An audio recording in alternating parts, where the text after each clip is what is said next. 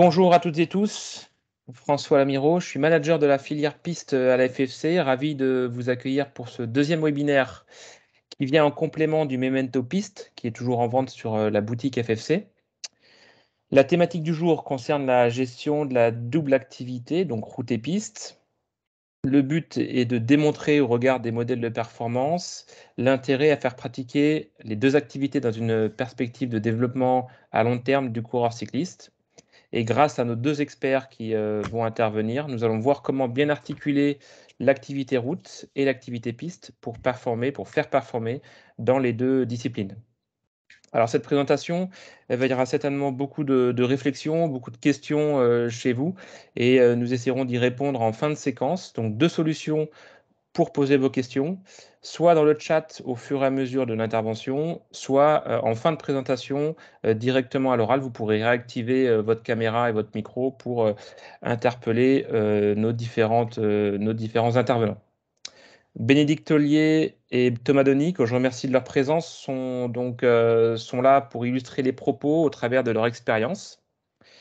Et je vais laisser bien la parole à nos deux intervenants, Yann Le Boudec et Léonard Cosnier, qui vont se présenter. Bon webinaire à tous et puis à tout à l'heure.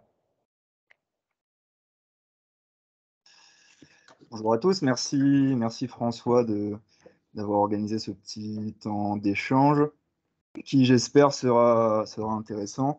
Le sujet, la gestion de la double activité piste et route, c'est un sujet qui est vraiment très, très large. Donc, on va essayer sur une heure d'aborder l'ensemble des points, mais il y aura certainement quelques infos qui manqueront ou des questions voilà, qui viendront à la suite de cette petite présentation. Donc, ce sera aussi intéressant d'avoir un petit temps d'échange. Donc, pour se présenter rapidement, nous, avec Léo, on s'occupe du pôle France de Bourges. Donc, il y a un pôle France endurance avec une dizaine d'athlètes, majoritairement féminines pour l'instant, mais qui a tendance à petit à redevenir mixte. Et voilà, on s'occupe également de la relève piste et on a quelques missions également sur les élites.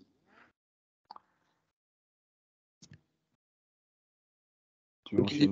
Non, je voulais dire bonjour à tout le monde aussi.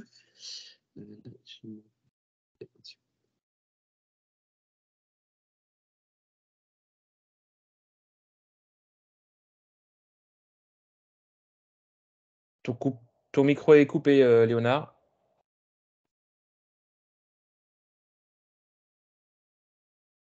Léonard, ton micro est coupé pour l'instant, on ne t'entend pas.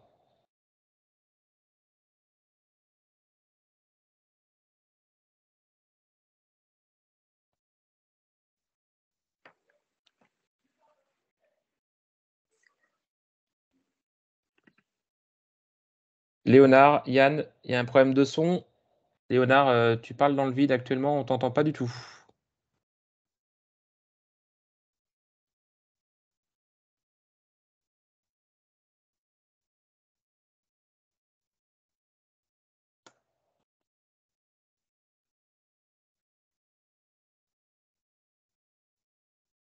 Là, c'est bon? Ouais, c'est bon là. Ouais, je m'entends en écho. Vous avez rien entendu de ce que j'ai dit? Non, tu peux recommencer. Ah oui, excusez-moi. Donc, Yann voilà, m'a présenté aussi, Léonard Cosnier. Donc, bonsoir à tout le monde. Donc, je suis entraîneur sur le pôle France de Bourges, qui a pour vocation de former des jeunes athlètes sur la piste, mais également sur la route. Et ce qui est intéressant, voilà, donc, ce qui est intéressant, c'est que, comme le disait Yann, on a des missions également en élite et la formation de jeunes avec les élites. Voilà, c'est le niveau élite. Donc, c'est très intéressant et ça nous permet de faire redescendre les informations aux plus jeunes pour voilà, avoir un chemin on va dire, de formation vers le haut niveau, vers les élites qui ont pour objectif de préparer les Jeux olympiques. Donc, je vais vous présenter un petit peu le menu du diaporama qui a été fait en collaboration avec Yann. Donc, dans un premier temps, on présentera le pôle France de Bourges. Voilà ce qui occupe le principal de nos missions. Ensuite, on présentera le modèle de performance actuel de la piste endurance qu'on mettra ensuite en lien avec celui de la route.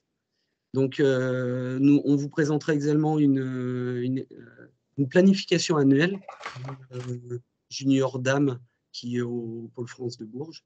Ensuite, Thomas et Bénédicte nous présentent, nous ferons une courte présentation de ces deux athlètes et après, nous ferons partager leur expérience. Et pour finir, voilà, si on ne dépasse pas trop, voilà, on présentera quelques séances sur piste à mettre en place, quelques conseils également, et voilà, pour accompagner de jeunes athlètes ou de moins jeunes sur voilà, des séances sur piste.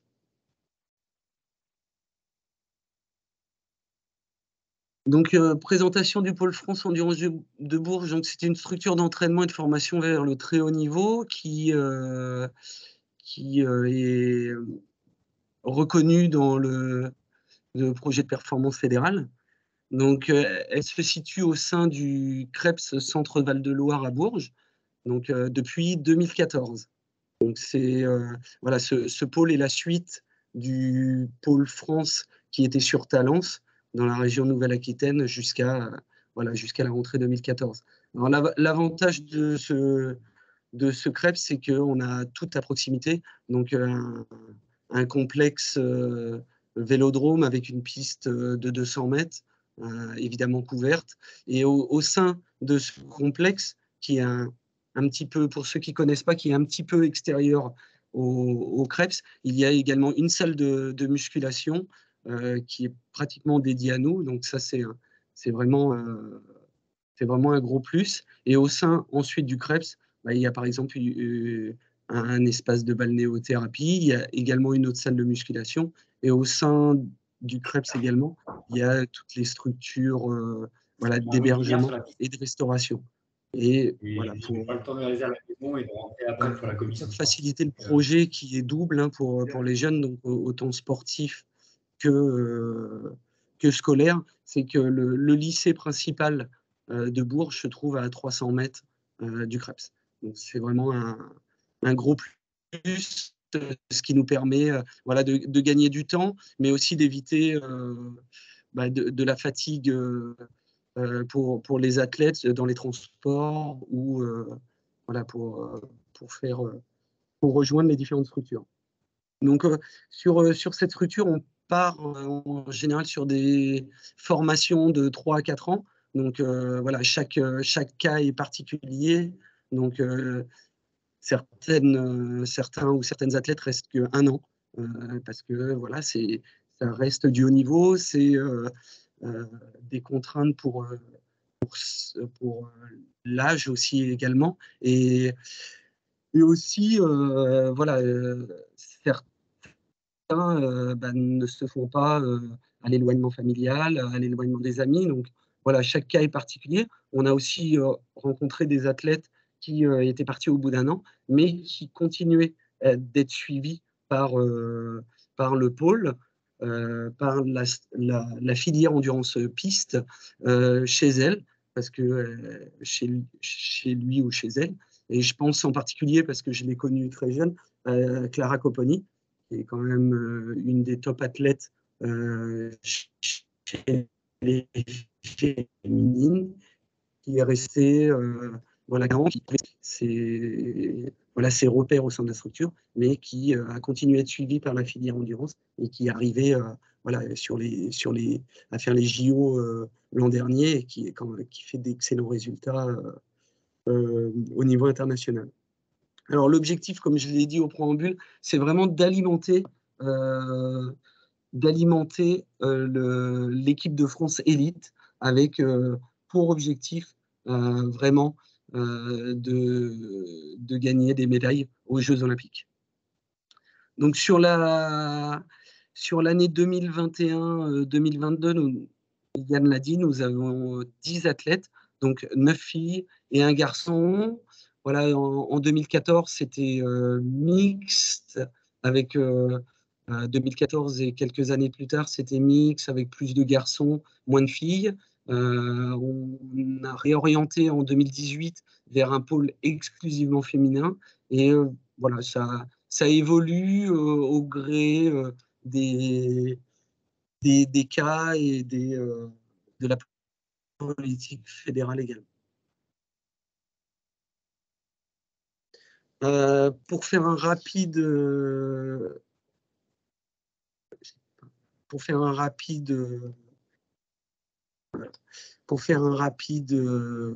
voilà, énumération un petit peu de ce qu'est le pôle depuis 2014 et aussi de le mettre en valeur parce qu'il y a eu quelques réussites. C'est quand même 22 médailles internationales sur les championnats junior piste, dont 2 titres mondiaux. Donc voilà, en 2018 avec Marie-Lenette et Clara Copponi en Madison junior dame et également cette même année Donovan Grondin en omnium junior. Donc une médaille également internationale sur route. Hein, la complémentarité dont on parle ce soir est également présente sur le pôle de Bourges. C'est-à-dire qu'on forme également des routiers en parallèle de la piste. Donc voilà, Marie-Lenette, vice-championne du monde junior sur route en 2018, l'année de son titre mondial sur la Madison.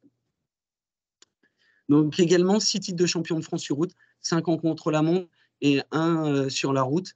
Donc voilà, souvent 2 années de suite en 2018 et 2019, si je ne me trompe pas. Donc des coureurs qui avaient enchaîné les championnats du monde piste et une semaine de repos et ensuite ils avaient enchaîné les championnats de France sur route et avaient plutôt bien réussi. Je pense à Donovan Grondin en 2018 qui a, alors de mémoire, fait 3e.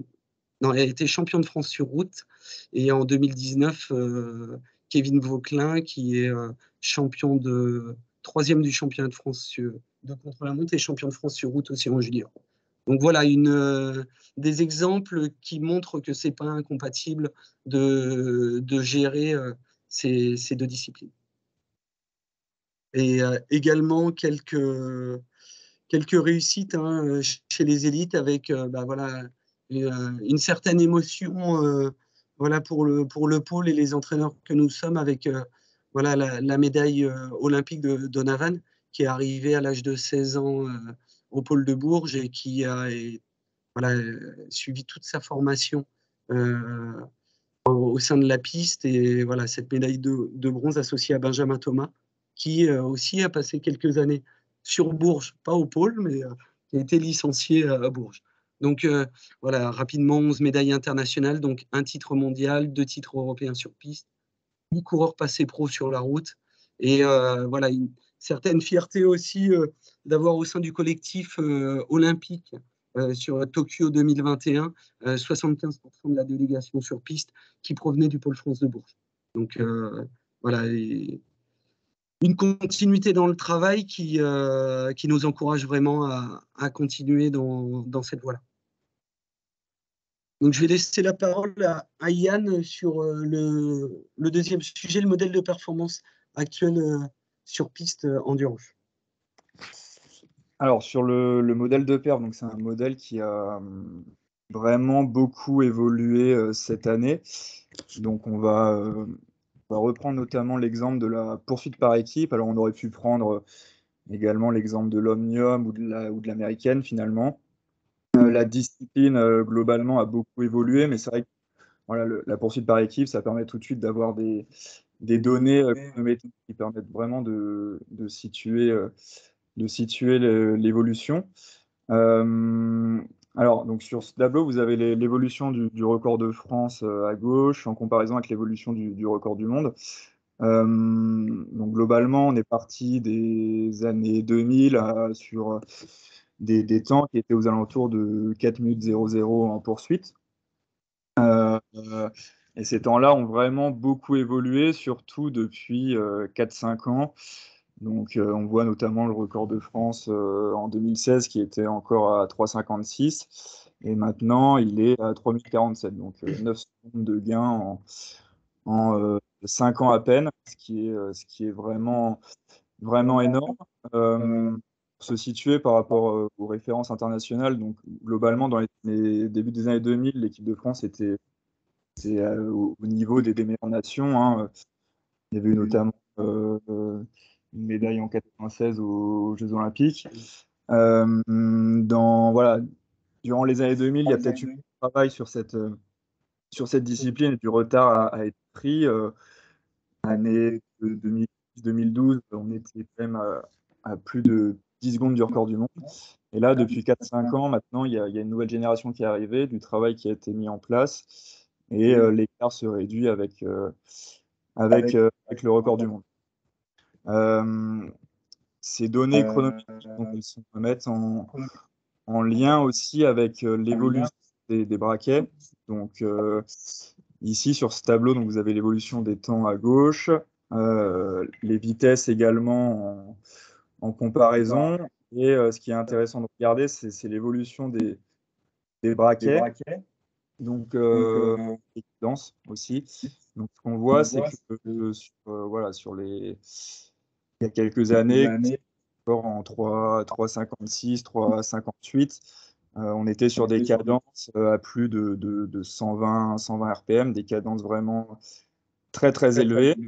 Et l'évolution des corps, finalement, on a aussi une évolution des braquets qui fait encore plus rapidement en fait que finalement les cadences petit à petit baissent. Et on se retrouve maintenant sur des cadences aux alentours de 108, 110, 112 RPM. Ce travail, il a été fait progressivement. Forcément, en fait, les athlètes sont plus efficaces sur des cadences de 110 par rapport à des cadences de 125, 130 qui étaient vraiment très très élevées et où finalement la production de puissance était assez restreinte de par la cadence très élevée. Donc ce travail de braquet, il est progressif et il a été fait aussi grâce à un travail de musculation, parce que c'est que le gros point négatif de l'utilisation de gros braquets, finalement, c'est sur le départ arrêté. Et avec ce travail en musculation, et ben les athlètes, finalement, sont très peu désavantagés sur ce départ. Ils arrivent quasiment à partir aussi vite qu'avec des petits braquets. Ce qu'on voit également sur ce tableau, c'est que à l'époque, les 4 poursuiteurs, finalement, avaient toujours le même braquet, donc 54-14 ou 55-14, et que finalement, petit à petit, on individualise vraiment les braquets. Chaque coureur a une vélocité optimale, et du coup, on va vraiment sur des braquets différents en fonction de chacun et de leur ressenti. Donc ici, justement pour un peu expliquer ces différences de braquets. Donc je ne vais pas rester très longtemps sur ces graphes, mais en fait c'est des relations entre la force et la vélocité sur le graphique de gauche. Donc la force sur l'axe des ordonnées et la vélocité sur l'axe des abscisses. Et en fait, pour chaque vélocité atteinte, le coureur pourra produire un niveau de force maximale. Ces courbes-là et ces droites-là, elles sont vraiment très individuelles en fonction des athlètes. On a des athlètes qui vont pouvoir en fait développer des très hauts niveaux de force et qui ont des vélocités maximales assez faibles, et d'autres athlètes qui seront plus en fait en vélocité et qui auront moins de force. Et donc de par ces courbes-là et ces graphiques-là, en fait, on va adapter les braquets entre les athlètes qui seront plus à l'aise en force et d'autres plus en vélocité. Donc voilà, tout ça pour dire que vraiment l'individualisation se fait de plus en plus. Et c'est quelque chose qui n'avait pas forcément été fait encore il y a 5-6 ans. Alors ici, juste pour vous montrer également et un peu expliquer l'effort d'une poursuite par équipe. Donc on a voilà, la courbe de puissance et de cadence d'une poursuite par équipe réalisée au poste 4. Donc la puissance est en vert et la cadence en rose. Donc on voit que la puissance, elle évolue au fur et à mesure de la poursuite, contrairement à la cadence finalement où le rythme assez régulier fait que l'équipe roule finalement quasiment tout le temps à la même vitesse. Donc les variations de puissance, elles s'expliquent donc dans un premier temps par le départ avec les 20 premières secondes qui demandent forcément de déployer de gros niveaux de puissance pour démarrer et atteindre cette vitesse cible. Ensuite, comme l'athlète est au poste 4, il y a une première partie où finalement l'athlète est dans les roues et c'est une phase plus ou moins de récupération en fonction des qualités techniques de l'athlète. Donc là, voilà, des puissances de 300, 330 watts dans les roues. Ensuite, la partie où l'athlète va se retrouver devant, donc pendant son relais, où là, elle va devoir développer des très gros niveaux de puissance. Donc là, pour une fille, ici, on est sur 480 watts pendant plus d'une minute. Et de nouveau, sur la fin de la poursuite, une période dans les roues. Donc tout ça pour montrer qu'on est vraiment sur un effort hyper intermittent, donc avec des phases difficiles lors des passages de relais, et des phases où plutôt il va falloir optimiser la récupération dans les roues.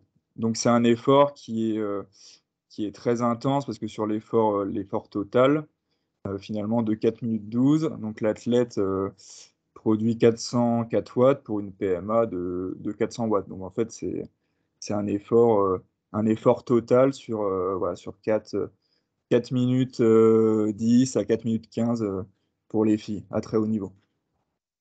Et là, voilà, sur les cadences, chez les filles, on est encore plus bas, donc 100 RPM. Souvent, les filles ont des vélocités optimales un peu plus basses que les garçons, donc elles tournent un petit peu moins les jambes et sont plus à l'aise comme ça. Un petit tableau pour juste avoir la répartition du temps passé par zone d'intensité. Donc finalement, les zones d'endurance I1, I2, I3 sont quasiment pas sollicitées. C'est voilà, la poursuite par équipe, on est sur une épreuve de très haute intensité avec en fait plus de 60% du temps passé dans les zones 5, 6 et 7 sur le départ. Donc vraiment une activité hyper intense. Donc voilà, là, sur cette partie-là, c'était vraiment pour vous montrer les évolutions d'ordre physique, si on peut dire. Sur la piste endurance, il y a également pas mal d'évolutions d'un point de vue technico-tactique, et notamment sur la poursuite par équipe, avec notamment, on peut reprendre l'exemple du plan de relais. Donc le plan de relais, le nombre de relais que vont devoir réaliser chaque coureur. Donc l'objectif, forcément, c'est d'avoir la meilleure stratégie possible pour réaliser le meilleur temps à l'arrivée. Et donc l'objectif, ça va être de maintenir l'allure cible le plus longtemps possible, en fait, et d'éventuellement, s'il y a plusieurs relais à effectuer, voilà, d'être en capacité de répéter ces relais à cette allure cible. Deux facteurs qui vont expliquer ces variables de temps de relais et de tours effectués en tête. Ça va être notamment la partie, comme je vous ai dit, de récupération entre guillemets dans les roues, qui va dépendre beaucoup en fait des qualités techniques des coureurs, notamment sur le passage de relais, et ensuite sur leur capacité à être le plus efficace possible dans les roues pour vraiment réussir à récupérer. Donc que ce soit dans l'alignement, dans la capacité à être proche des roues, par exemple. Ces plans de relais, en fait, ils ont ils ont beaucoup évolué là depuis également 4-5 ans. Donc ici, je vous ai remis en fait un exemple qui date de 2017, où on a une courbe avec donc chaque couleur correspond à un athlète, et on a ensuite les points correspondent au temps, donc c'est l'évolution des temps au demi-tour. Et on voit en fait chaque athlète, combien de tours il réalise en tête lors de chaque relais. Donc en 2017, à cette période-là, on était plutôt sur des relais vraiment courts, donc de 1 tour à 1 tour et demi. Et sur une poursuite comme celle-là, donc c'était sur un championnat du monde junior, on avait donc au total 12 relais. Donc ça faisait 3 voire 4 relais par coureur. Le démarreur avait fait 4 relais. Ce qui est vraiment énorme, et ce qui peut expliquer certaines difficultés techniques, parce que plus on passe de relais, plus on a de chances de se rater à un moment donné techniquement. Donc ça, c'était en 2017. En 2022, maintenant, on a totalement changé de stratégie, un petit peu alors dans l'extrême inverse, où finalement, maintenant, on essaye vraiment d'allonger au maximum les relais, ce qui est possible aussi avec l'augmentation des braquets, où les cadences sont un peu plus basses et où finalement les coureurs en fin de relais arrivent à rester efficaces et arrivent à maintenir l'allure cible même sur des relais, par exemple ici Marion Boras de 5 tours. Et donc là on est sur un total de 5 relais seulement, avec pour toutes, à part la démarreuse, un seul relais. Et finalement, si on compare un peu les deux, on se rend compte que l'allure cible que l'allure est beaucoup plus régulière en 2022. Alors, il y a pas que l'explication du plan de relais, bien sûr, il y a plein de facteurs, mais le fait, voilà, d'avoir des relais longs, finalement, on se rend compte qu'il y a moins de variations de rythme. Donc voilà, donc sur le nouveau modèle, donc on est sur un allongement des relais, et donc une diminution du nombre de passages de relais. Donc avec des avantages, comme j'ai dit, d'une moindre difficulté technique. Voilà, forcément, vu qu'il y a moins de passages de relais. Des variations d'allure également un peu moindres. Et voilà, le facteur limitant de tout ça, c'est, je dirais forcément déjà l'homogénéité des coureurs, parce que si on est sur un seul relais par coureur, on va être sur des relais, voilà, de minimum 3 tours. Donc il faut être capable de tenir 3 tours devant sur l'allure cible. Et puis voilà, en fonction du profil des coureurs également, ça peut varier. Donc voilà, globalement, donc là on a repris l'exemple de la poursuite par équipe, mais globalement le modèle de perf, voilà, il y a quatre grandes thématiques. Donc d'un point de vue physique, la piste endurance, donc ça fait appel à voilà, des qualités de production de haute puissance à des cadences élevées, forcément. Alors un peu moins qu'auparavant, du fait de l'augmentation des braquets, mais ça reste quand même forcément avec le pignon fixe sur les courses en peloton. On va forcément se retrouver à des moments de très haute cadence. Voilà, une capacité, une faculté de récupération également importante, que ce soit en course en peloton ou en poursuite par équipe. La capacité à reproduire des efforts intenses et s'adapter au changement de rythme. Donc forcément, en course en peloton, beaucoup de variations d'allure.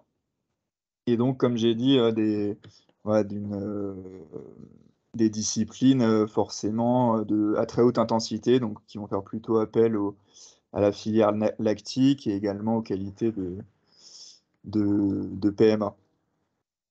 Sur les qualités techniques biomécaniques, donc voilà, être efficace dans son pédalage, également à cadence élevée. La capacité également de produire un effort constant, donc sur la gestion de l'effort, notamment bah, voilà, soit en poursuite individuelle ou en poursuite par équipe. L'aspect position également qui va être très important. Donc sur piste, on ne parle pas trop du rapport poids-puissance, mais plutôt du rapport puissance par rapport à l'aéro, qui va être beaucoup plus important du fait des vitesses très élevées, hein. En poursuite par équipe, maintenant, on roule voilà, à 66-67 km/h chez les garçons et 60 chez les filles.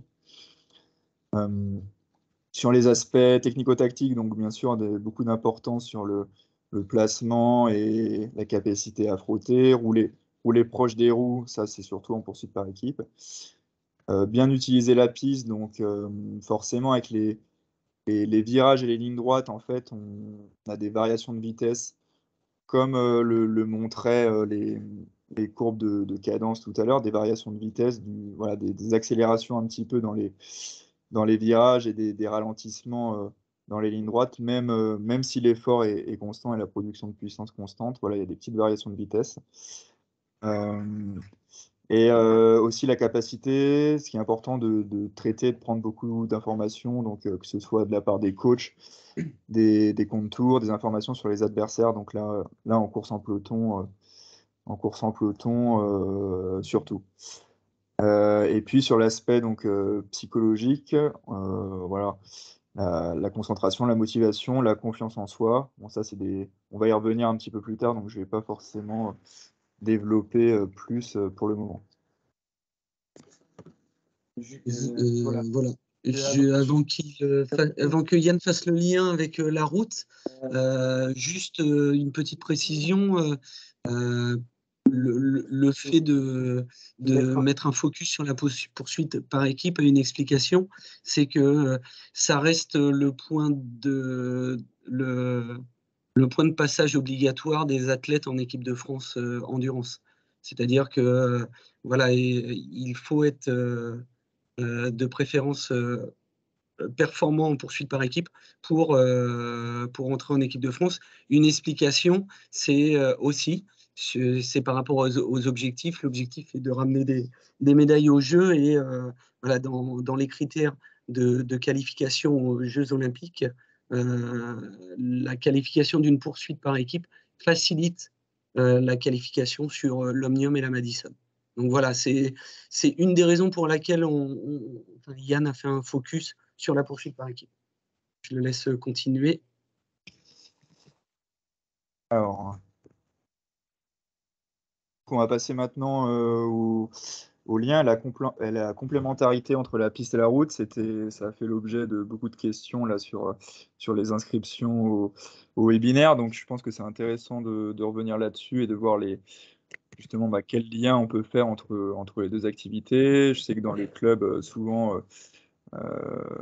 certains jeunes ou certains entraîneurs voilà, pensent que ça peut être difficile de mener les deux carrières de front. Finalement, il y a plein de bienfaits d'une discipline pour l'autre. Donc ici, j'ai repris le modèle de performance de la route, donc que m'ont transmis les collègues, que je vais détailler un petit peu par la suite. Donc voilà, pareil, c'est sur un modèle de perf centré sur les aspects physiques, biomécaniques, psychologiques, et puis une part importante aussi sur le travail d'équipe, mais qui finalement est très proche de ce qu'on peut retrouver sur la piste. Donc finalement, déjà, dans un premier temps, sur l'aspect physique, on a vraiment une grosse complémentarité entre les deux disciplines, avec, comme j'ai déjà pu le détailler sur la piste, voilà, du travail à haute intensité, que ce soit au niveau PMA, lactique, explosivité, de très haut niveau de force qu'on retrouve notamment sur tous les départs arrêtés en poursuite. Voilà, une capacité à produire des hauts niveaux de puissance à cadence élevée, comme j'ai pu le dire, et puis les capacités de récupération. Donc tout ça, finalement, est très complémentaire de ce qu'on peut développer sur la route, où les efforts et où le modèle de perte va être quand même avant tout centré sur l'endurance et le développement global de la filière aérobie. Donc que ce soit voilà, la PMA, le seuil, les capacités cardio-respiratoires également, des niveaux de force également importants, mais plutôt sur des aspects d'endurance de force, donc assez complémentaire de ce qu'on peut faire sur la piste. Et ce qui est forcément hyper important sur la route, c'est la capacité à produire de la puissance et à être efficace malgré la fatigue, donc sur les fins de course. Donc finalement, deux disciplines voilà, complémentaires. Et ce qui est important, je trouve, dans le message qu'on veut faire passer, et c'est également le cas des collègues de la route, c'est vraiment l'intérêt d'avoir les deux disciplines pour développer un profil hyper complet. Et finalement, voilà, le routier qui aura pas d'explosivité, qui sera pas capable d'être un minimum bon au sprint, il va très rapidement se trouver en difficulté pour gagner des courses. Et le pistard, également à contrario, qui sera pas un minimum endurant, et ben également il va se retrouver en difficulté, notamment sur les courses en peloton, en fin de course, quand la décision et les classements se font. Donc voilà, le travail dans les deux disciplines est vraiment hyper important sur cet aspect physique. Sur les aspects technico-tactiques, donc là on a voilà, forcément vraiment des bienfaits de la pratique de la piste et du pignon fixe pour la route. Donc voilà, comme j'ai pu l'évoquer sur le modèle de perf, donc sur l'efficacité du pédalage, sur la gestion de l'effort, être capable de produire un effort constant. Ça fait appel également beaucoup aux sensations de l'athlète, hein, forcément, parce que sur la piste, on n'a pas son compteur devant les yeux, donc on développe voilà, des qualités au niveau sensitif qu'on n'a pas forcément sur la route. Un travail aéro également important, que ce soit en poursuite ou en course en peloton, du fait des vitesses très élevées. Voilà, c'est l'objectif toujours, c'est de trouver la position optimale, pas forcément la plus aéro, parce qu'elle ne pourra pas permettre aux coureurs de produire de la puissance, mais trouver cet optimum entre aéro et voilà, capacité à produire de la puissance et à rester efficace. Et puis voilà, sur les aspects vraiment tactiques, la capacité à se placer, la stratégie, comme j'ai pu déjà en parler, et la prise d'infos également. Sur les aspects plus psycho-mentaux, finalement, on retrouve bah, voilà, énormément de similitudes entre la piste et la route, mais voilà, ce serait la même chose entre toutes les disciplines cyclistes de la même façon. Donc d'un point de vue personnel, sur le développement personnel, d'un point de vue psychologique, donc on a 3 piliers qui finalement vont être les mêmes, que ce soit pour la pratique de la route ou de la piste. Donc ça va être la concentration, la confiance en soi et la motivation qui vont permettre de développer ce qu'on appelle la rudesse mentale, la capacité voilà, à ne pas abandonner malgré la difficulté, à aller au bout de soi-même. Et finalement, c'est important de parler de ça dans le modèle de performance, et on se rend compte, surtout à haut niveau, que les différences se font de plus en plus sur ces aspects psychologiques et mentaux. On a voilà, le niveau se resserre vraiment, et on a un nombre de coureurs de plus en plus important à très haut niveau physique, et finalement la différence maintenant, voilà, elle se fait plutôt sur ces aspects, en partie sur ces aspects psychologiques et mentaux. Une autre partie importante qui va être similaire entre la piste et la route, donc c'est sur l'aspect collectif et la capacité donc à travailler en équipe, sur voilà, le développement et la capacité des coureurs à avoir de l'empathie et justement voilà, développer cette culture de la gagne, mais vraiment en équipe, en valorisant voilà, le travail de chaque coureur. Et c'est quelque chose qui est très important sur la route, de par voilà, on est toujours sur une course en équipe, et puis c'est également forcément important sur la piste, notamment en poursuite par équipe.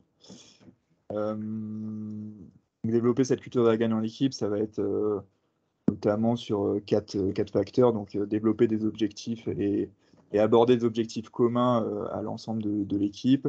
Valoriser, comme j'ai pu le dire, la contribution de tous. Mettre en valeur les efforts et les progrès. Et du coup, voilà, ne pas se centrer que sur le résultat et mettre en valeur également la contribution, voilà, de chacun au résultat collectif.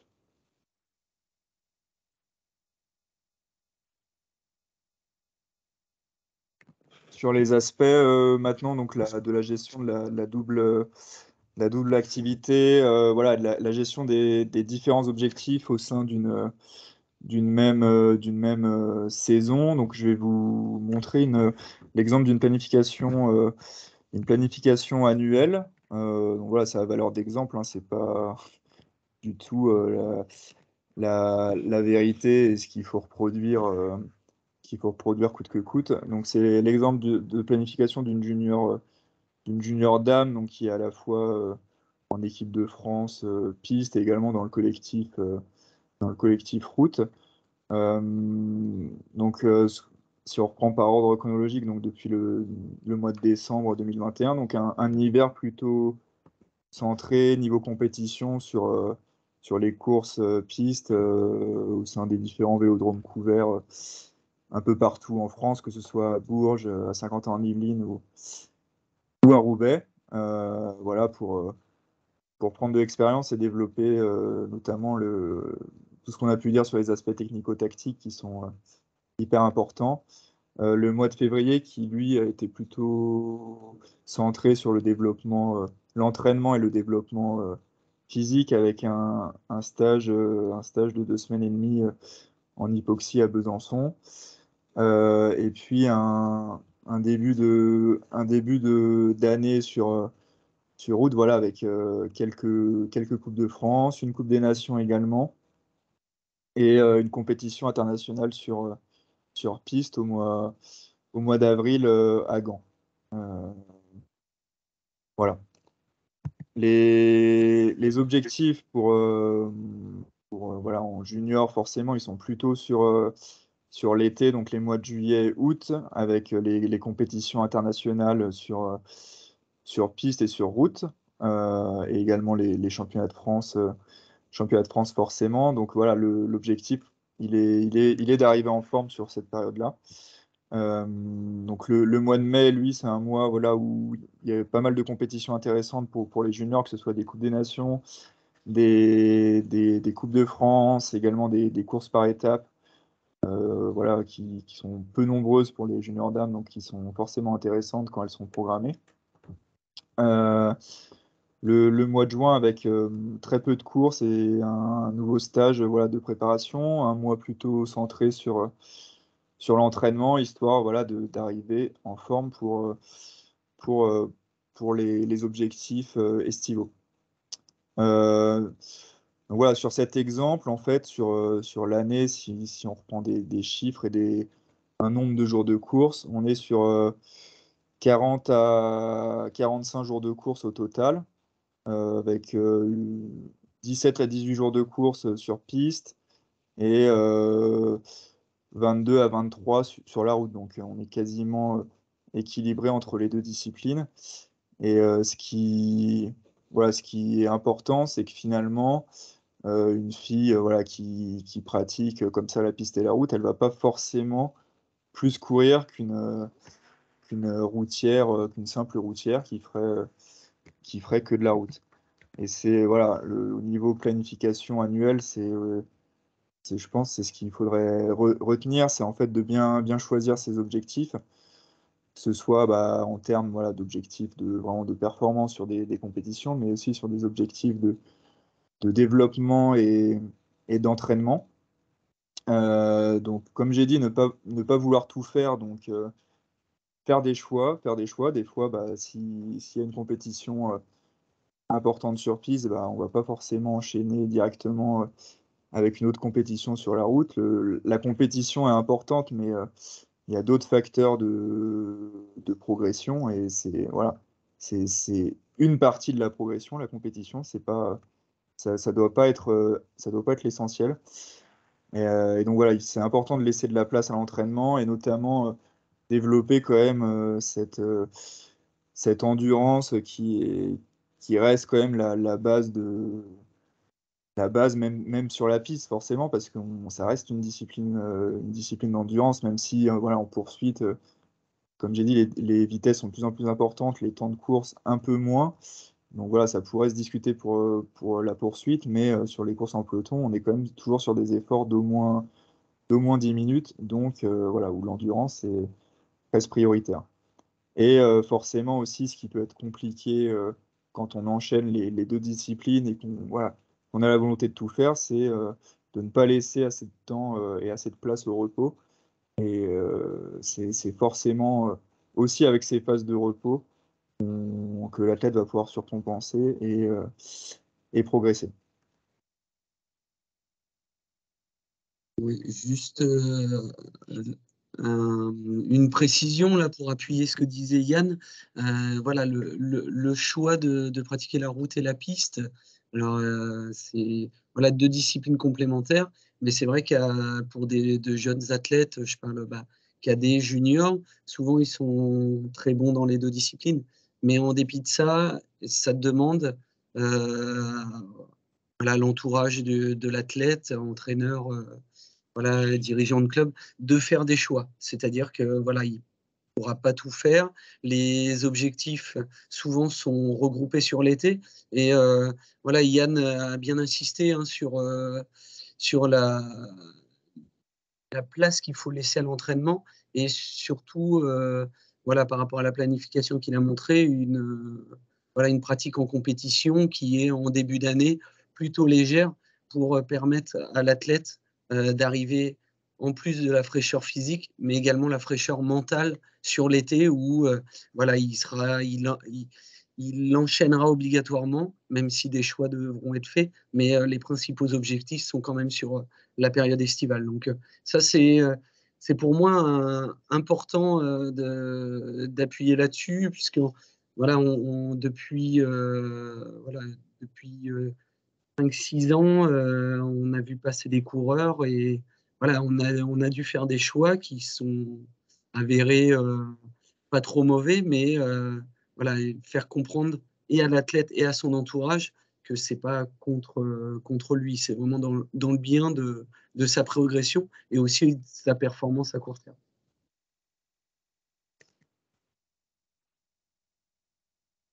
Alors un exemple pour entrer un peu plus dans la précision sur des semaines type, voilà, de la même façon que l'exemple que j'ai montré sur la planification annuelle, ça a vraiment valeur d'exemple. Et voilà, c'est pas une vérité et toutes les semaines ne sont pas forcément comme celle-là. Mais donc voilà, sur la période hivernale, donc un- deux dominantes quand même pour nous sur le pôle, une dominante technique avec des séances voilà, qui vont pas être forcément à très haute intensité, mais vraiment voilà, où le travail va se centrer sur ces aspects techniques. Donc ça va être par exemple notamment les passages de relais en Madison, la technique de départ en poursuite, également voilà, la capacité à rouler proche des roues en poursuite, à avoir la bonne trajectoire, etc. Donc première dominante là-dessus sur le travail technique et également une autre dominante sur le travail quand même d'endurance à faible intensité.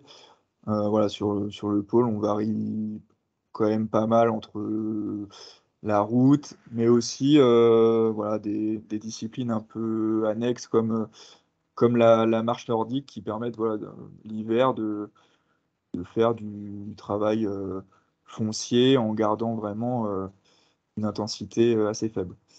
Un petit maintien de travail d'intensité, que ce soit sur home trainer ou sur piste, notamment voilà, sur piste, par exemple, sur de la poursuite par équipe, de la poursuite individuelle, de l'américaine également.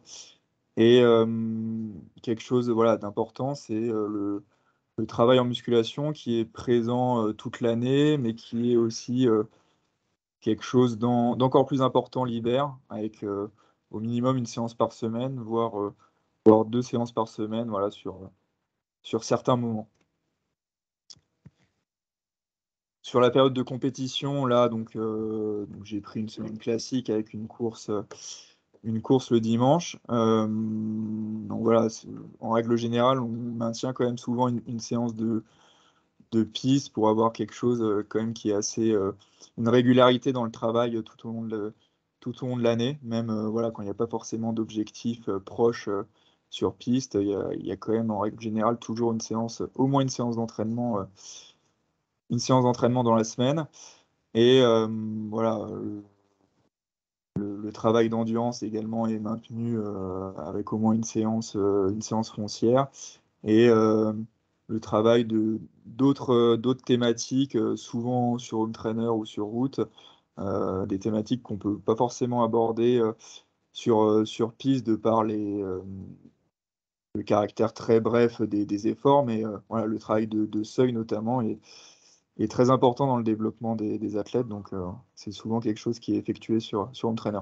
Et la musculation, elle reste présente donc tout au long de l'année, un petit peu moins forcément une fois que les compétitions s'enchaînent, mais en règle générale, les athlètes font au moins une séance tous les 10 jours, à peu près, pour avoir un maintien des qualités de force notamment.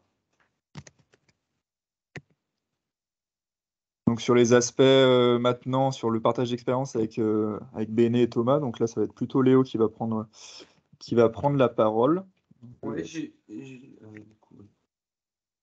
excusez-moi, donc oui, j'ai choisi de les présenter un petit peu chacun, donc voilà, après ils prendront la parole. Donc Béné, voilà, ça fait 4 ans qu'elle est au pôle, elle a été recrutée suite à voilà, d'excellents résultats sur les championnats de France sur piste jeune.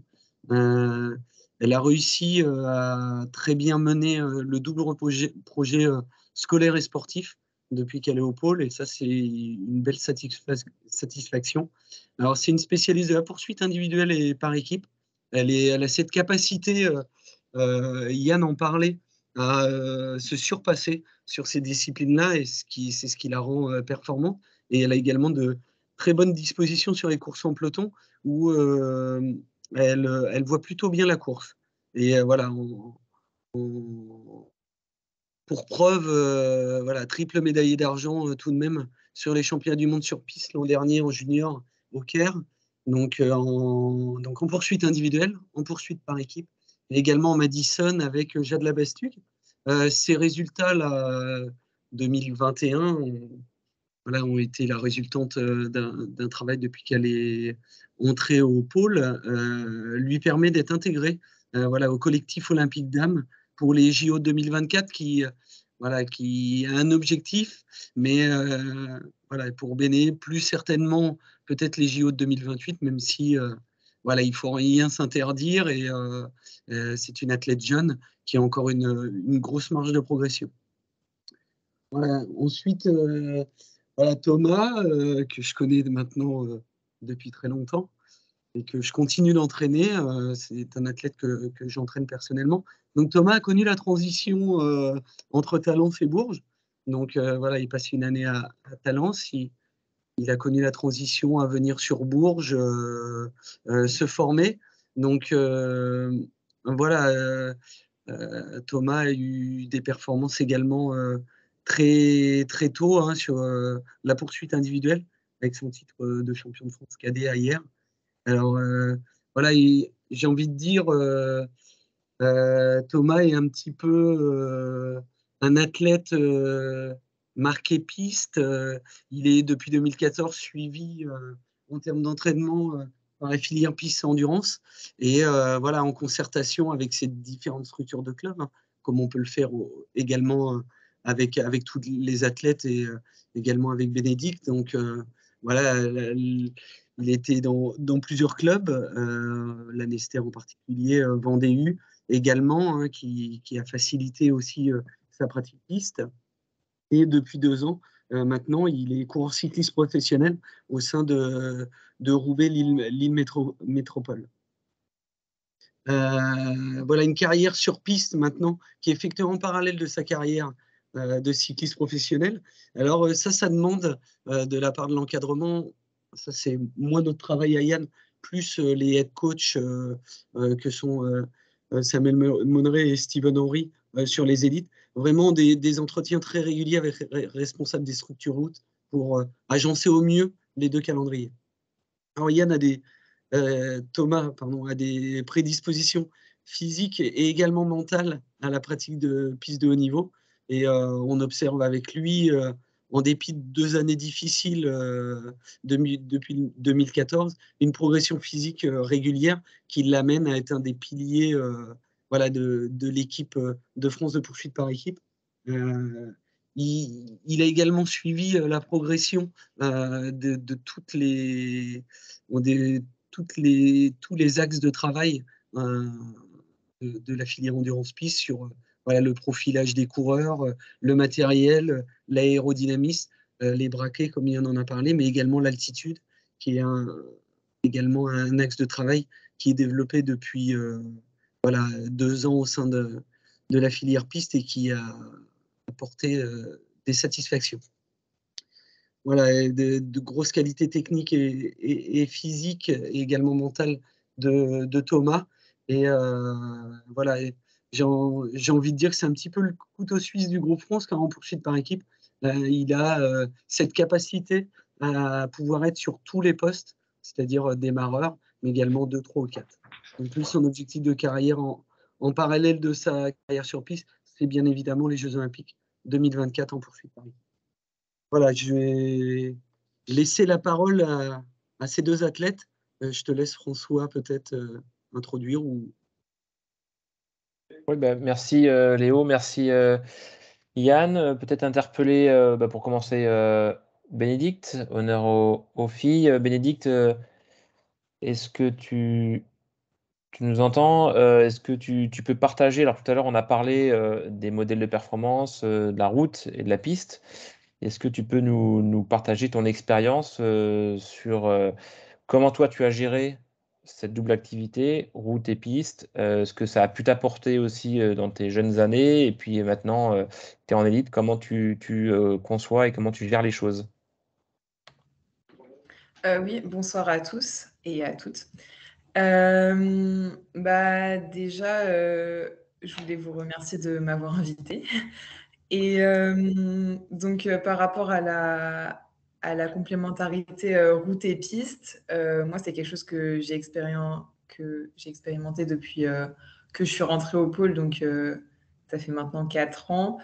Et ça a été toujours un peu plus difficile pour moi sur la route parce que je manque d'endurance. Mais j'ai quand même pu avoir des performances grâce à la piste parce que ça m'a permis de faire de la piste, de vraiment être forte sur les efforts courts et donc en particulier sur les sprints et aussi sur la route, les efforts plus courts, ça permet de suivre s'il y a des coups qui partent et puis surtout de ne pas se faire lâcher et de pouvoir tenir jusqu'à la fin. Et souvent, ça va être des efforts de 1 ou 2 minutes, donc un petit peu comme un relais en poursuite par équipe finalement. Et c'est à ce moment-là que la différence, elle va se faire et que ça va permettre d'être dans le bon groupe. Donc, sur le plan physique, je pense que c'est cet aspect-là de la piste qui m'a permis de vraiment aller aussi sur la route, malgré qu'à la base, c'est pas la discipline qui me convient le mieux.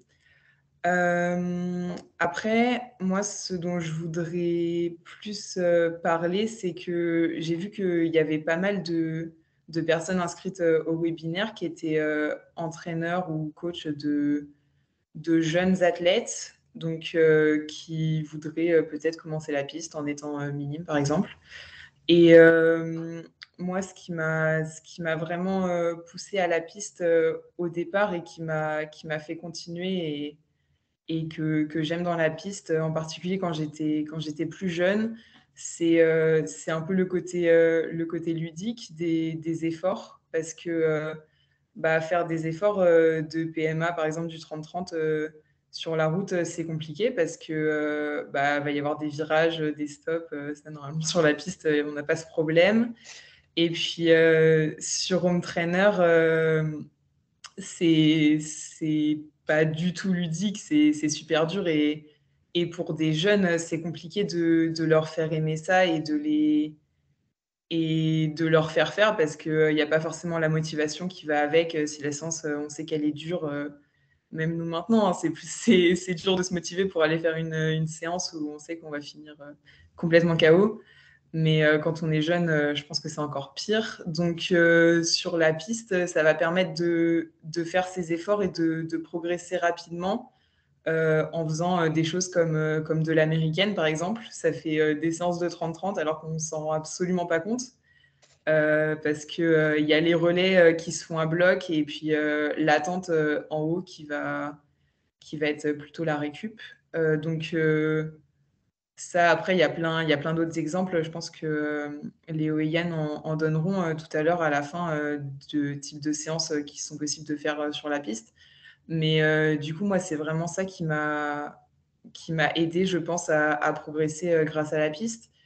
Et également, quelque chose dont on n'a pas parlé pour l'instant, c'est que sur la piste, il y a tout ce qui est compétition. Donc, quand on va être au centre piste, on va voir tout ce qui se passe. Et donc, les coachs, ils peuvent beaucoup plus facilement nous faire des retours sur le côté tactique et sur ce qu'on a loupé. Enfin, on sait exactement à quel moment quelque chose s'est mal passé. Et on peut également filmer assez facilement, alors que sur la route, ça va être chez les professionnels, il va y avoir la télé, mais sinon, ça va être plus compliqué. Donc, ce point-là, et aussi que quand on est sur une compétition de piste, souvent, ça dure plusieurs jours. Et on se retrouve tous les athlètes au centre piste. Et tout le monde va être mélangé. Il ne va pas y avoir de distinction en fonction de si une personne est championne du monde et l'autre fait sa première compétition départementale. Et ça permet vraiment de partager les expériences et d'avoir des conseils qui sont vraiment précieux. Moi, je sais que quand j'ai commencé, j'ai pu discuter avec des athlètes qui étaient au plus haut niveau et qui m'ont donné des conseils, que ce soit au niveau du braquet à utiliser, au niveau de la nutrition, des boissons d'effort, de la récupération. Enfin, il y a tellement de choses qui sont possibles d'optimiser et que quand on est jeune, on ne connaît pas du tout. Et on n'a pas forcément le staff à côté qui va nous dire et qui va nous aider pour ça.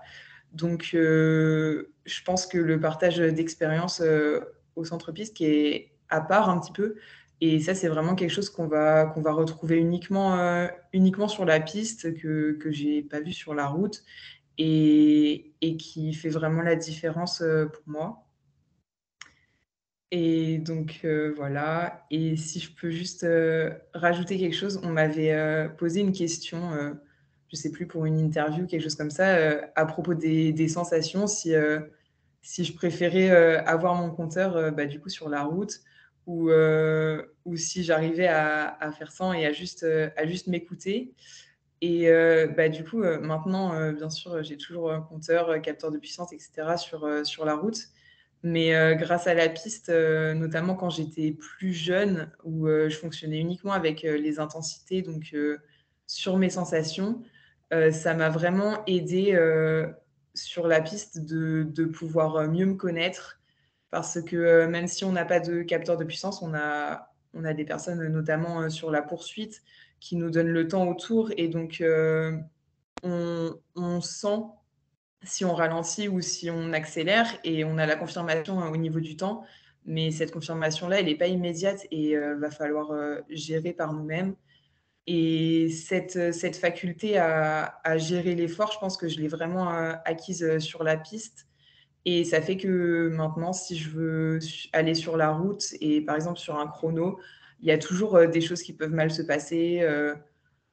Peut y avoir au départ d'un chrono, on n'a plus de capteur de puissance et il faut faire comme ça. Ou alors on peut juste pas regarder ou quoi. Et je pense que si on est soit dans un bon jour, soit dans un mauvais jour, il faut aussi le savoir quand on arrive au chrono et pas forcément juste se baser sur les watts. Et du coup, ça, c'est vraiment quelque chose que la piste m'a appris à gérer mon effort et à écouter mes sensations un petit peu à l'ancienne, quand il n'y avait pas toute la technologie.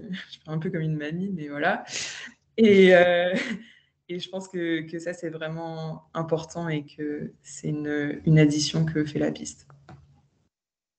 Voilà, peut-être laisser Thomas parler aussi. Il a plus d'expérience que moi, il pourra plus en parler. Donc voilà. Merci, Bénédicte. Super intéressant ce témoignage sur tes ressentis, sur ce que tu as apporté à la piste pour atteindre les hauts niveaux. C'est aussi l'intérêt de pouvoir avoir des sportifs avec nous, de pouvoir partager ces petites choses que nous, en bord de piste, on ne ressent pas toujours. Mais bon, voilà, du coup, c'est un témoignage très intéressant à partager. Merci. Est-ce que Thomas, tu, euh, tu veux également partager ton expérience à ce sujet? Bah ouais, j'ai déjà pas mal d'expérience sur ce double projet-là. Euh, Bah, comme l'a dit Léo, j'ai intégré le pôle de Bourges vraiment à ses débuts et en fait j'ai toujours connu le pôle et en fait ouais de faire la double activité, d'être sur la piste et au pôle, ça a apporté beaucoup de rigueur dans le travail, que ce soit aussi pour l'école. Je pense sans ce double projet-là, j'aurais sûrement pas fait le bac que j'ai fait et voilà. Du coup, pour ça, c'était une très bonne expérience. Et en plus de ça, la piste, je vais parler d'abord de la piste, parce que je suis plus pistard que routier. La piste, ça apporte plein de choses. Je vois quand je côtoie mon équipe avec Roubaix. Surtout à Roubaix, des fois, je sens les gars un peu lassés, lessivés, d'être tout le temps sur la route, faire des bornes et tout ça. Et nous, en fait, avec ce double projet-là, en fait, on n'est jamais, si le programme est bien fait et que les coachs, le programme est bien fait et que les coachs ont bien parlé à l'équipe sur route, en fait, on n'est jamais lassé, on arrive toujours avec l'envie. Et ça, c'est vraiment un gros plus. C'est un gros plus parce que on peut fédérer les troupes, tout ça, et c'est des bonnes choses à acquérir. Et, euh, et pour parler un peu plus physique, c'est le fait d'être pistard. On fait beaucoup d'intensité, comme l'a dit Bénédicte, sans se rendre compte. Et en fait, on a cette capacité à récupérer physiquement des efforts que les autres ont pas forcément. Et donc ça, c'est un gros plus aussi. Et puis il y a l'autre chose aussi, c'est que mince, quand on arrive en course par étape ou des choses comme ça, on a comme l'a dit Bénédicte, les courses sur piste, c'est sur plusieurs jours. On a l'habitude de faire beaucoup de stages et tout ça. Et en fait, on a l'habitude des protocoles de récupération. On sait comment récupérer. On se connaît vraiment bien sur ce côté-là. Et c'est vraiment top, quoi. Par rapport à ça, la piste nous apporte vraiment cette expérience-là de bien se connaître sur la récupération. Donc, pour le double projet, c'est top, quoi. C'est top. Je sais pas si vous avez des questions. Je marche un peu plus aux questions que tout dire comme ça. Mais ouais, c'est la piste. J'aurais sûrement pas fait autant sur la route que ce que j'ai fait si j'avais pas été sur la piste. Même au niveau mental, ça apporte beaucoup de confiance. Le fait de pouvoir rivaliser avec les meilleurs mondiaux, avec Filippo Ganna, pour citer que lui, bah, ça apporte de la confiance sur la route pour pouvoir passer un bout de relais quand ça bordure à côté de lui, quoi. On va prendre une question du coup, Thomas, puisque tu le Ouais. proposais. Il y a Marie du coup qui pose une question dans le chat. Vous prenez quoi niveau alimentation avant, pendant et après vos courses? Donc peut-être, je pense qu'il y a beaucoup de choses à dire, mais est-ce que toi, du coup, Thomas, tu as des choses qui marchent bien pour toi? Parce que voilà, ça peut ne pas marcher pour d'autres, mais qu'est-ce que toi, tu consommes qu'est-ce que tu privilégies comme alimentation avant, pendant et après les courses? Bah, ça va dépendre de la course, si c'est une poursuite ou une course route. Mais, mais avant une course route, ça va être pas mal de glucides avant. Et puis pendant je me suis mis au Beta Fuel là, il y a un an. Et c'est vrai que ça marche bien. Et j'essaye de manger un maximum varié pendant les courses. Donc ça va passer par des bars, passer par des gels, passer par des emballés. C'est hyper important. Et puis après la course, ça va être surtout l'hydratation qui va faire qu'on récupère le mieux. Et l'apport en protéines. L'apport en protéines. Et sur la piste, ça va être un peu plus, des glucides aussi, parce que les tournois de poursuite s'enchaînent. Mais, ça va être un peu plus un apport protéiné. Ok, Thomas, du coup, je pense qu'on voit à l'image que tu es dans une. Alors, t'es pas au camping, mais est-ce que tu peux nous expliquer, Ah, du coup, est-ce que dans quel cycle d'entraînement ou de préparation tu te trouves? Peut-être que c'est intéressant aussi de partager cette nouvelle stratégie de l'équipe de France.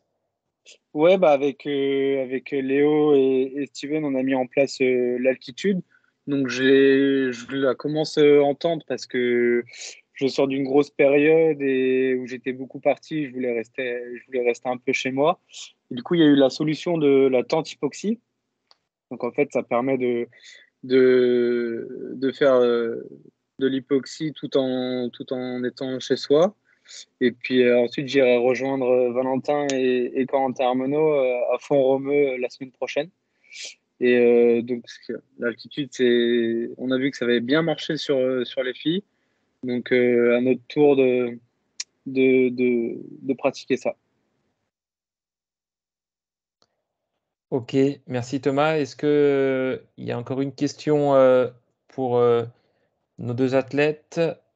Du coup, une question d'Arnaud.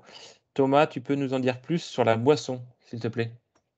La boisson, le Beta Fuel, c'est une boisson qui est très, très sucrée. Donc en fait, avec le nutritionniste qui nous a informé, le nutritionniste qu'on travaille avec la fédération, il faut à peu près ça va dépendre des séances d'entraînement, mais sur une course, on va être entre 80 et 120 de glucides par heure. Et donc en fait, cette boisson-là, elle permet de combler au maximum cet apport-là sans manger 4 barres et 3 gels dans une heure qui est pas mangeable, quoi. Ok, je vous propose qu'on poursuive le diapo, Yann, Léo, et puis éventuellement, alors il y a une question d'Eric. Peut-être que Eric, on patientera juste après la fin du diapo. Il reste 4 ou 5 diapos et on viendra sur ta question, Eric, sur notamment le double projet. Non, oui, voilà, il reste quelques diapos. Je voulais quand même aborder un petit peu l'aspect pratique de la piste. Je sais que voilà, beaucoup d'entraîneurs demandaient voilà, des séances ou des choses comme ça. Voilà, après, c'est pas facile parce que voilà, il faut individualiser ou au moins par groupe de niveau. Mais voilà, je voulais aborder un petit peu ce sujet-là. Donc, voilà, des types d'exemples de séances. Alors, Yann l'a abordé tout à l'heure en parlant du développement, c'est le moment de le dire, des braquets. Voilà, le, des séances voilà, vraiment sur les départs ont été ajoutées euh, sur les stages, voilà, sur les stages équipe de France, que ce soit élite, relève ou même au pôle. Et voilà, l'objectif de ce travail, c'est voilà, de travailler avec ces braquets de compétition et surtout de faciliter la sollicitation des fibres musculaires rapides pour que bah voilà, ce départ, en particulier en poursuite par équipe, hein, voilà, j'insiste beaucoup sur cette discipline, mais voilà, je vous ai expliqué pourquoi, pour que ce départ soit le moins coûteux énergétiquement pour les coureurs. Après, voilà, sur ce travail de départ est fait, voilà, et travaille sur l'explosivité, des choses comme ça. Yann en parlait tout à l'heure. Voilà, souvent des routiers qui font beaucoup d'endurance mentent un petit peu d'explosivité. Ça peut être un axe de travail. Donc il y a également voilà, des travails type simulation course au point. Voilà, j'ai repris un petit peu les termes employés par Yann sur ces objectifs. C'est vraiment s'entraîner sur cette capacité à produire des efforts intenses et répétés. Et voilà, et s'adapter au changement de rythme. Bénédicte en parlait, Thomas aussi en parlait. Voilà, la particularité des pistards, c'est vraiment d'être en capacité de produire des efforts à très haute intensité et surtout de les reproduire. Et ça, c'est une qualité qui, associée à, et on ne l'oublie pas, hein, c'est pour ça que c'est complémentaire, associé à un travail d'endurance, peut apporter un athlète hyper complet. Donc, travail également de poursuite individuelle. Alors, voilà, Béné m'a presque coupé l'herbe sous le pied, mais c'est bien que ça vienne d'elle. Donc, vraiment, ce travail de poursuite individuelle, c'est la gestion vraiment de l'effort. Et quand on fait des séances de poursuite individuelle, là, on a affaire face à nous à des athlètes jeunes quand ils arrivent et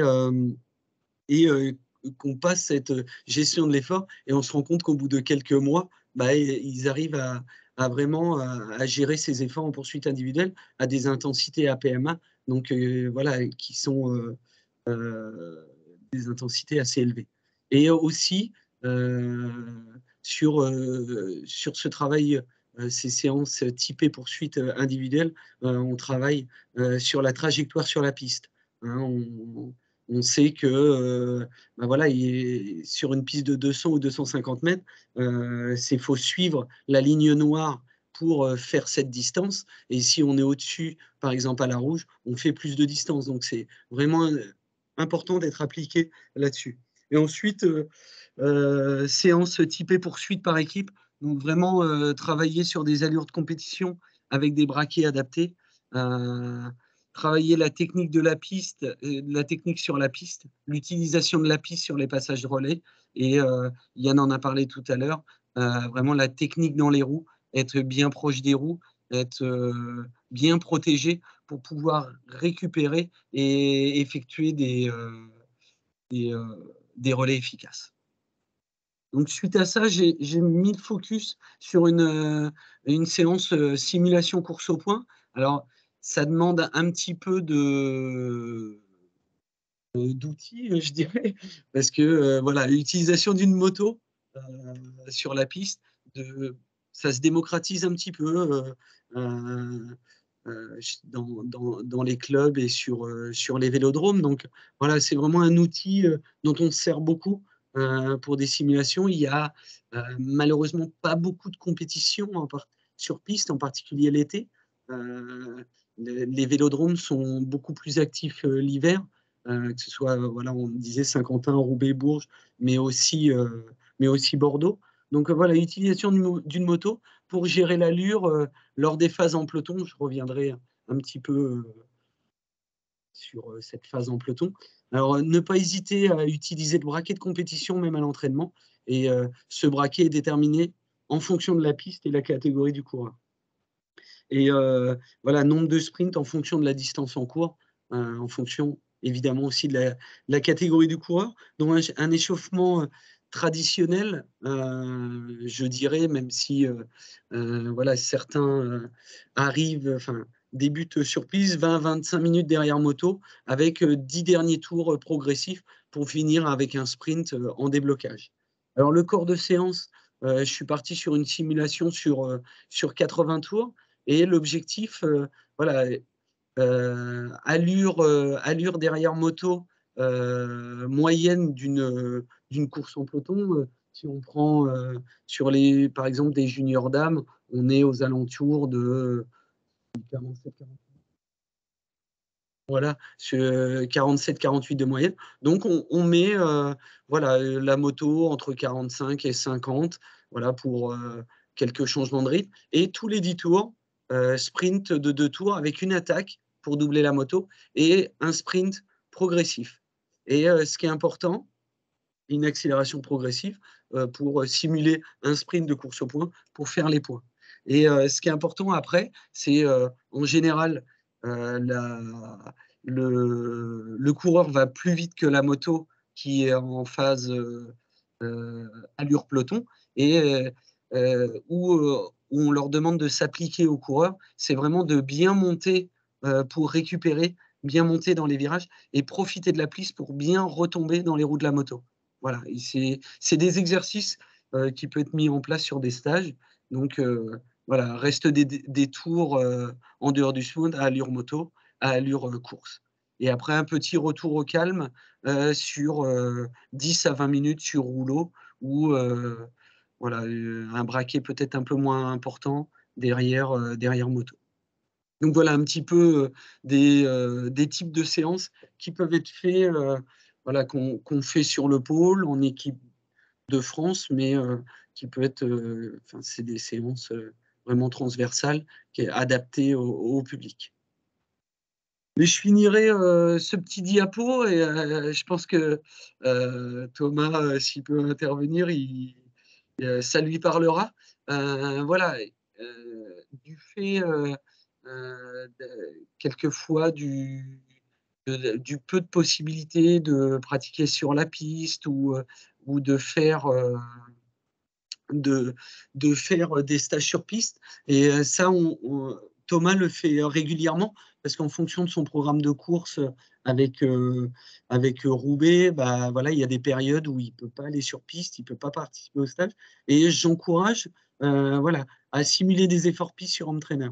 Après, voilà, comme dit BD, c'est pas le plus rigolo, mais voilà, je pense que c'est des séances qui peuvent beaucoup apporter, qui permet de développer des efforts spécifiques à la piste et surtout qui sont, bah voilà, je vais presque finir comme ça, qui sont complémentaires à la route, puisque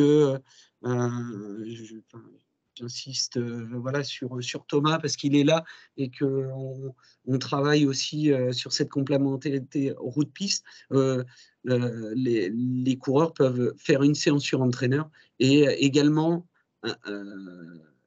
voilà, dérouler tout de suite après la séance d'entraîneur, très tranquillement sur la route pour, on va dire, faire du volume et voilà, entretenir cette endurance.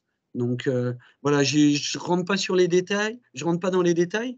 Il y a voilà, des séances qui ne sont pas, c'est pas secret, je les transmets. Mais voilà, j'insiste sur cette possibilité de simuler des efforts sur piste sur home trainer.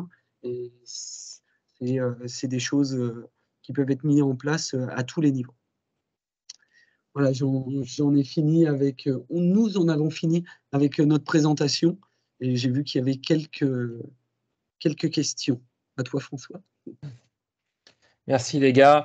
Une première question peut-être pour Thomas, du coup, double projet, donc c'est vrai qu'on a parlé beaucoup des jeunes. Donc toi tu es professionnel à Roubaix. Qu'est-ce que du coup cette structure t'apporte pour ta progression sur la route, sur la piste? Du coup, comment toi tu vis les choses et comment cette structure t'a permis de passer un cap, peut-être aussi de vivre mieux aussi ton quotidien?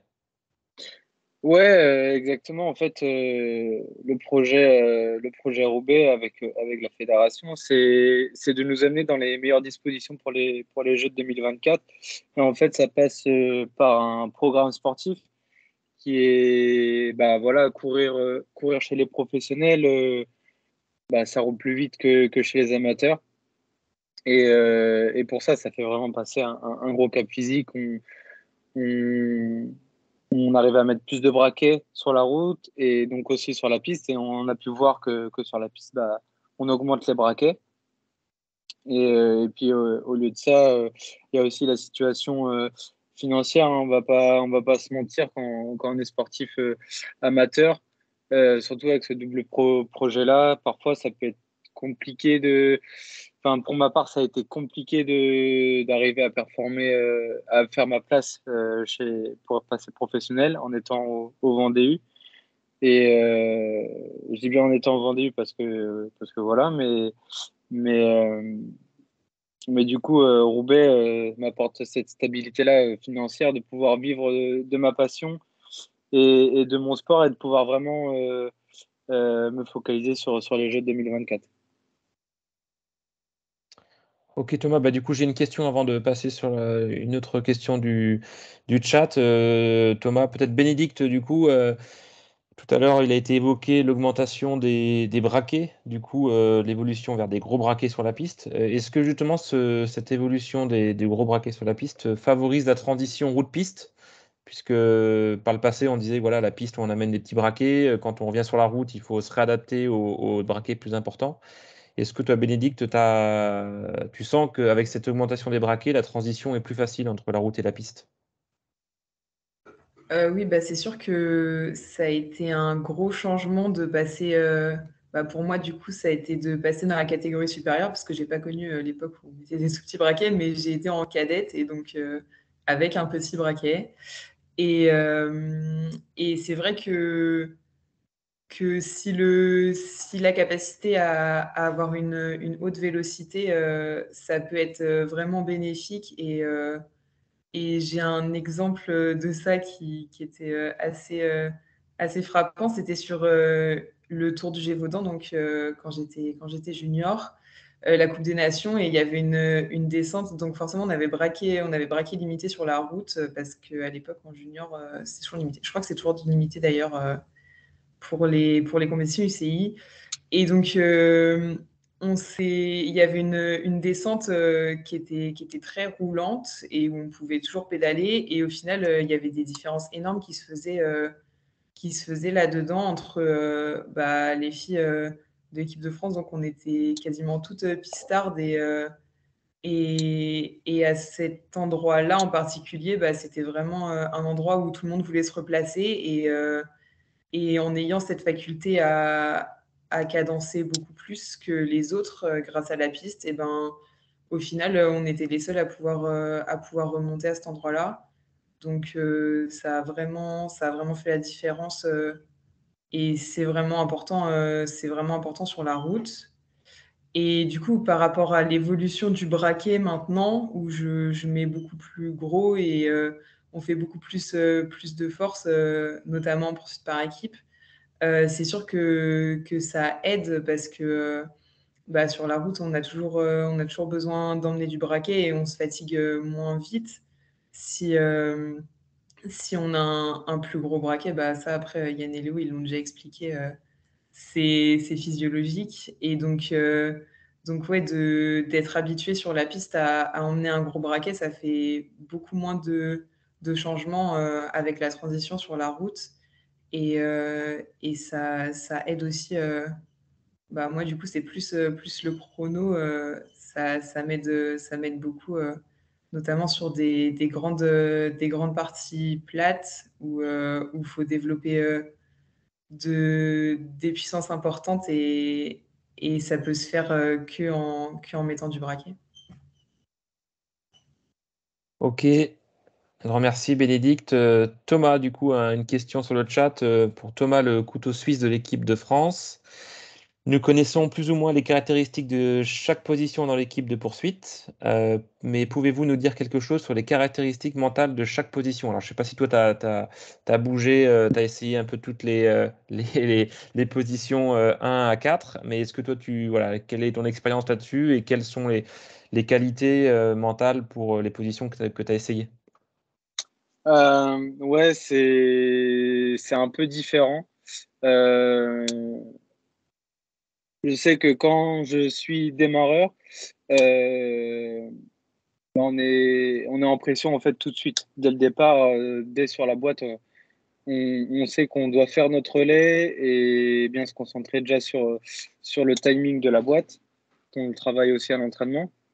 Mais oui, quand c'est en 4, je vais pas dire que c'est un peu plus cool sur ça, mais on sait que notre relais vient plus tard. Et dans la gestion mentale, c'est un peu différent, ouais. En tant que quand t'es en 4, tu peux. C'est d'ailleurs des fois ce qu'on nous reproche un peu, c'est que on n'est pas forcément mis en pression tout de suite.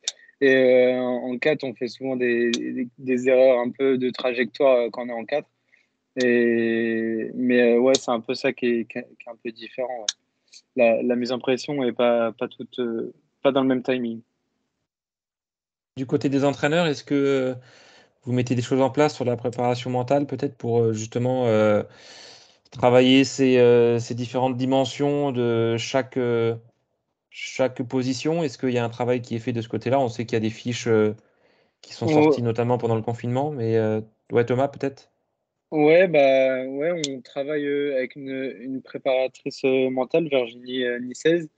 Et après, c'est aussi à notre demande. On peut lui demander un peu ce qu'on veut. Ça peut être dans la gestion des émotions, comme appréhender un événement, mais ça peut être aussi ça le sujet, la mise en pression, de bien rester concentré. Et même pour aller plus loin sur les courses en peloton, de la prise d'information. On a fait un jeu récemment avec des maillots que Léo mettait dans les tribunes qu'on devait rapporter à Steven. Et ce qu'on a fait vraiment récemment en poursuite par équipe, c'était la tablette. En fait, avant, Steven nous donnait les temps à l'oral. Et en fait, on s'est rendu compte à Roubaix, avec le public, en fait, on n'entendait pas les temps. Et on avait un manque d'informations. Et du coup, on a mis en place la tablette. Et c'est un coup à prendre pour regarder la tablette et pour avoir une prise d'information à ce moment-là.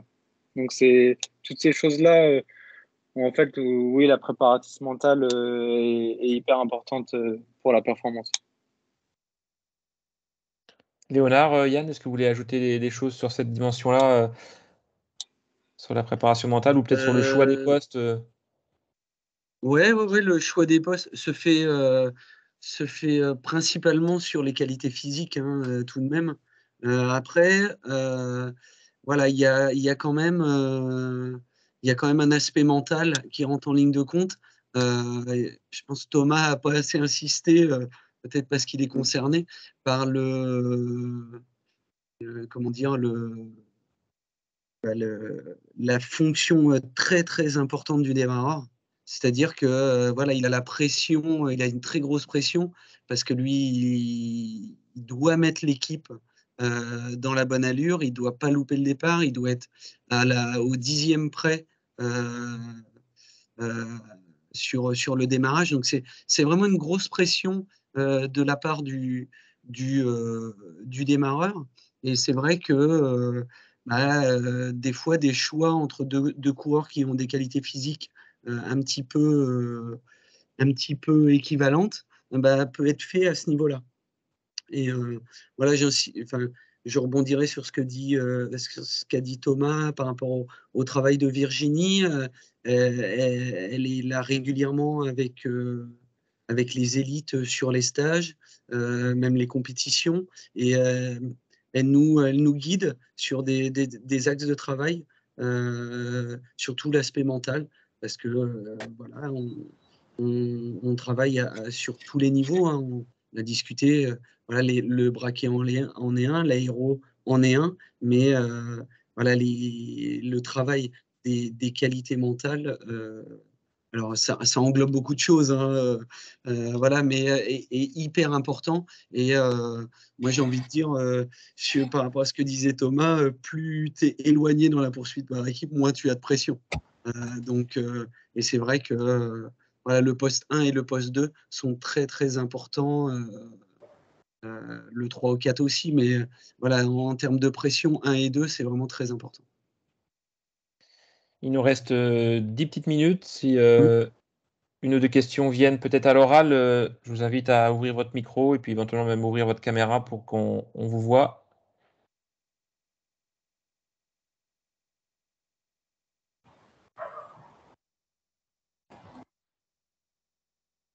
Alors moi, j'ai peut-être une autre question aussi. Alors, elle a été posée dans le formulaire d'inscription. Alors, une question de Serge, du coup, qu'on va prendre en priorité. Serge, on vous Oui, écoute. oui, bonjour. Donc bon, là on parle beaucoup de haut niveau, donc c'est bien. Concernant donc des plus jeunes, hein, comme Bénédicte nous a dit, elle était jeune avant d'être au haut niveau, donc bien également.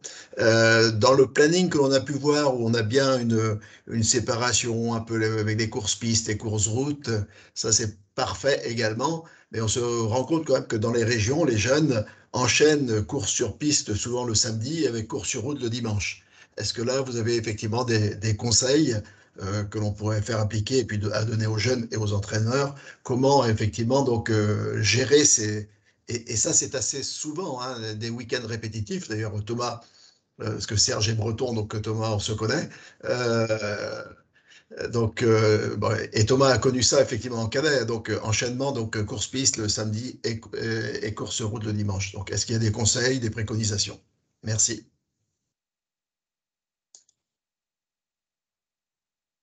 Ouais, moi, je peux commencer à répondre. Du coup, Léo, tu compléteras si, Ouais. si j'oublie quelque chose. C'est l'enchaînement course-piste le samedi, course-route le dimanche. Il est, il est très bien du moment qu'il n'est pas fait tous les week-ends, je pense. Voilà. Après, si c'est fait avec parcimonie tout au long de l'année, ça reste quelque chose d'intéressant, hein. Les compétitions, voilà, ça reste quand même un moyen de progresser, de prendre de l'expérience, de progresser sur tous les aspects techniques et tactiques. Et en règle générale, les jeunes qui courent le samedi sur piste marchent très bien sur la route le dimanche. Donc voilà, après, c'est juste qu'il faut être quand même y aller avec précaution et pas faire ça tous les week-ends. C'est vrai que dans certaines régions, si les jeunes pratiquent toutes les compétitions, voilà, ça peut être rapidement deux compétitions par week-end, 3 ou 4 week-ends dans le mois. Donc là, ça commence à être un petit peu beaucoup, je pense. Enfin, moi, je suis dans la lignée de ce que dit Yann, hein. Je suis pas contre. Voilà, pas contre. Et au contraire, je pense que ça peut être bien de faire ça, mais voilà, tout est une question d'équilibre en fait. Et il faut pas faire ça tous les week-ends. C'est important je pense que les jeunes, pour tout l'aspect technique et tactique, fassent de la piste. Et je dirais même plus, à la rigueur, peut-être que ça serait bien qu'ils fassent que le samedi et puis qu'il y ait peut-être un week-end sans course sur route. Ça c'est aussi des choix à faire dans, dans la progression d'un jeune athlète. Donc voilà, il faut trouver un équilibre et que ce soit pas une accumulation de courses, mais que ce soit réfléchi dans un objectif de progression. Une dernière question et puis on clôturera le webinaire. Pour les entraîneurs, du coup, pour Léo, Yann, quel travail effectuez-vous avec les athlètes au niveau aéro? Et je dirais, quels conseils on pourrait donner aux entraîneurs qui ont affaire à des jeunes athlètes, minimes, cadets, juniors, pour déjà travailler la dimension aéro qui est super important après au niveau, mais aussi qui a un impact fort aussi chez les jeunes. Alors sur l'aéro, on teste. En fait, on a la capacité maintenant de déterminer l'aérodynamisme d'un athlète de par des tests en piste. Alors voilà, ça nécessite quand même du matériel, ça nécessite au moins un capteur de puissance, au moins un capteur de vitesse ou de recalculer la vitesse de par les temps autour. Donc ça, c'est quelque chose qu'on fait depuis quelques années maintenant et les ajustements, ils sont très réguliers parce que forcément le matériel évolue et dès qu'il y a un nouveau vélo, un nouveau poste de pilotage, voilà, c'est forcément par obligation, on reteste l'aérodynamisme. Donc en fait, c'est quelque chose de très régulier tous les 6 mois, hein. Et après, voilà, si on peut donner quand même des conseils au niveau aéro dans les clubs ou voilà, sur le positionnement des athlètes, même s'il n'y a pas de capteurs de puissance, de capteurs qui permettent d'avoir une mesure objective. Maintenant, ce qui est beaucoup recherché quand même, c'est de fermer l'espace entre les bras et la tête.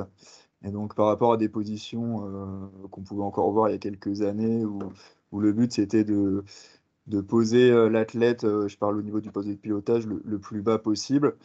Et ben maintenant, voilà, on n'hésite pas au contraire à remonter un peu les avant-bras, à les pivoter également un petit peu dans la mesure de ce qui est possible par le règlement pour permettre aux athlètes de mieux rentrer la tête et donc voilà, qu'il y ait moins d'air qui passe entre la tête et les bras. Donc c'est un peu quand même la démarche qu'on suit. Et voilà, comme j'ai dit un petit peu dans la présentation, l'aéro, c'est important, mais ça ne doit pas être au détriment de la puissance qui est capable de produire le coureur. Donc si, voilà, si on pose un coureur de manière très aérodynamique, mais qu'il n'arrive plus à pédaler, c'est pas forcément intéressant. Donc c'est toujours une question de compromis aussi.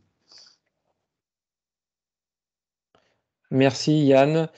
Je vous propose de clôturer. Il est 19h45, on va clôturer ce webinaire. Juste avant, je vous propose un petit sondage qui doit s'afficher sur votre écran pour donner votre degré de satisfaction sur ce deuxième webinaire piste. Donc, je vous invite à cocher la case qui correspond à votre degré de satisfaction.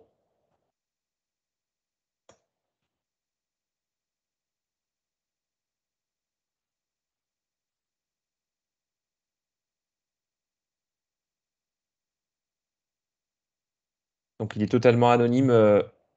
Il est anonyme et cela permet de nous guider dans nos futurs webinaires.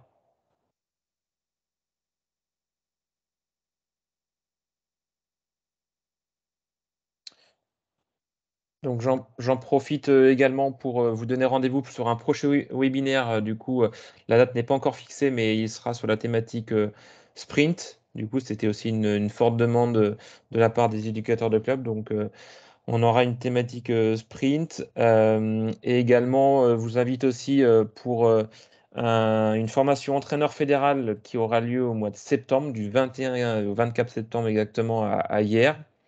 Donc, qui permettra eh bien de voir tout ce qui est planification d'entraînement. On aura différents experts aussi qui interviendront, quelques entraîneurs nationaux, quelques experts également, donc du 21 au 24 septembre à hier. Je vous mets le lien dans le chat.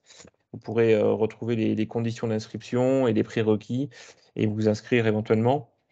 Je vous remercie à tous. Effectivement, dans le chat, je vois que le Memento Piste est toujours en vente sur la boutique FFC, qui est un document ressource pour les entraîneurs, pour les clubs, pour retrouver le référentiel de progression pour les jeunes pistards.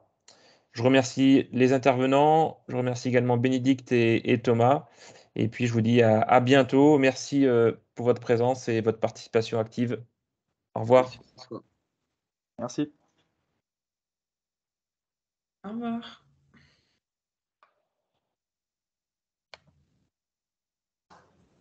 Au revoir à tous.